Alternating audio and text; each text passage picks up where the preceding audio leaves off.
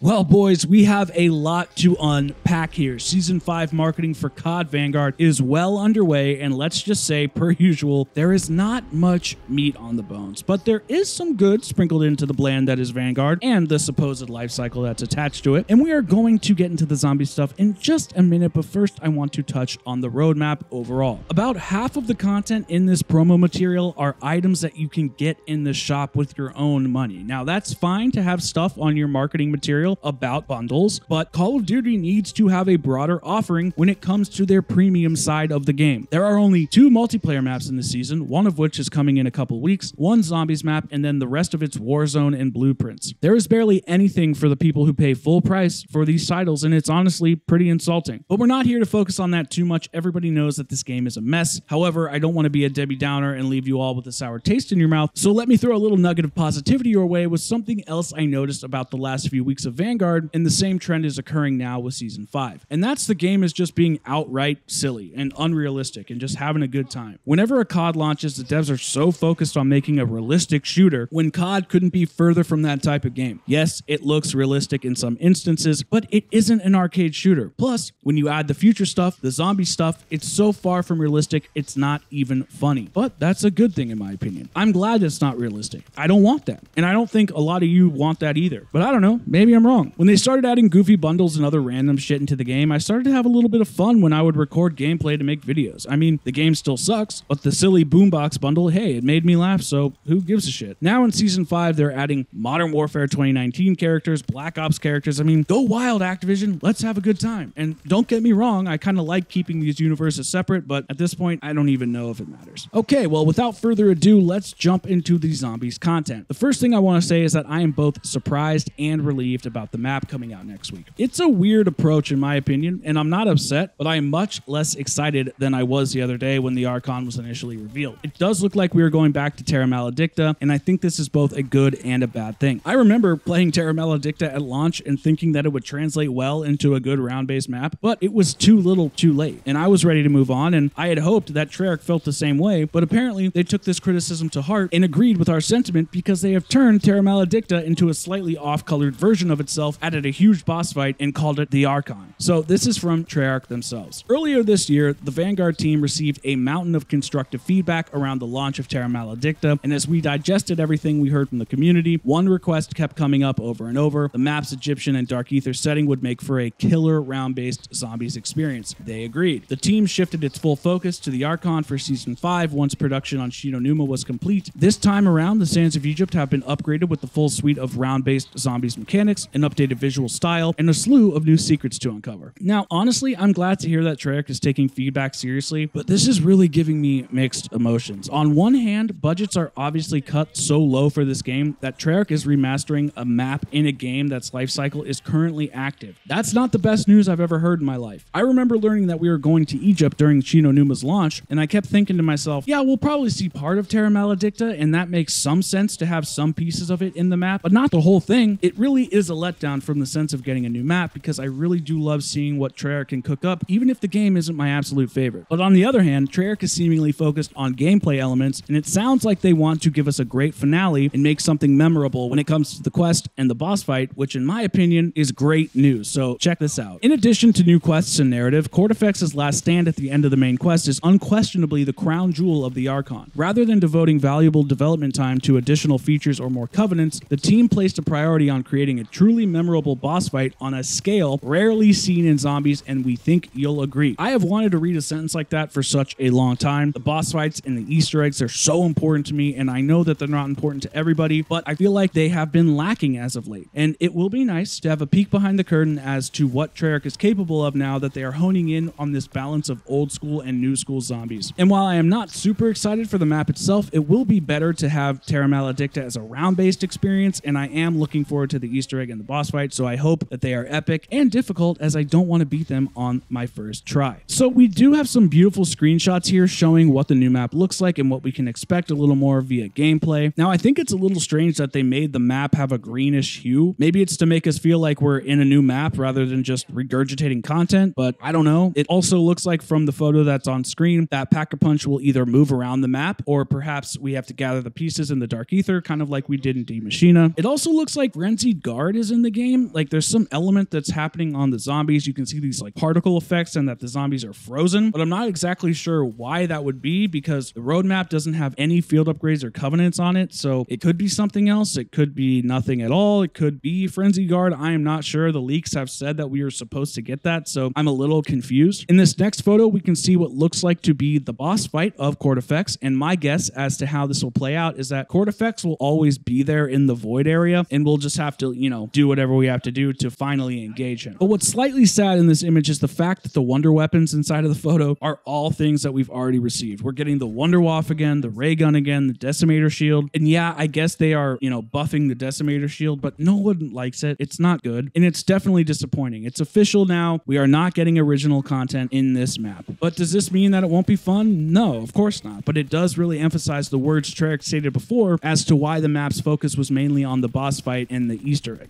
So it better be a 10 out of 10 because otherwise it's going to look like they are very, very out of touch. Again, we have some more beautiful screenshots of what is to come, some standard gameplay, and some of the boss arena. What keeps me hopeful is that things might be a little different inside of Terra Maledicta. It looks like they're kind of cropping the main area photos in such a way to obscure your view, so maybe there will be more to this area than before. While that is doubtful, I will say that the map is pretty huge, so it actually might be cool to play it in a round-based capacity. So wrapping up here, the map will be coming out next Wednesday, August 24th at 9 a.m. PST. The Easter egg hunt will be live at that time as well. I am not sure if the map will be live at midnight of the 24th, so if it is, I will be playing it, so make sure you stay tuned for that live stream. And if you're feeling upset about this next map or nervous for the future of zombies, Treyarch is doing their best to keep our minds at ease by sharing a few parting words. As we mentioned in our previous blog, we've had a jam-packed year so far across development on Vanguard zombies, ranked play, new and remastered Cold War content, new weapons and cosmetics for Cold War and Warzone, and upcoming Call of Duty content. As this chapter of the Dark Aether story wraps up in Vanguard's final season, the Zombies team will be stepping back into the shadows to focus on what's in store for the future, and sorry, no spoilers. Honestly, this gives me a lot of hope. It makes me feel good that Treyarch is so confident, but I mean, we have a long time before we get any news on this at all. But guys, that is going to do it for today's video. All in all, this season was pretty much what we expected. More blueprints, heavy focus on Warzone and in-store bundles, multiplayer getting the shaft, and zombies just kind of drifting along and making fans nervous for the future of 2024. But that is going to do it, ladies and gentlemen. I would love to hear more about what you think in the comment section right below the like and subscribe buttons. And until then, I hope you are all doing wonderfully, and I will see you all in the next video or live stream. Peace out, everybody.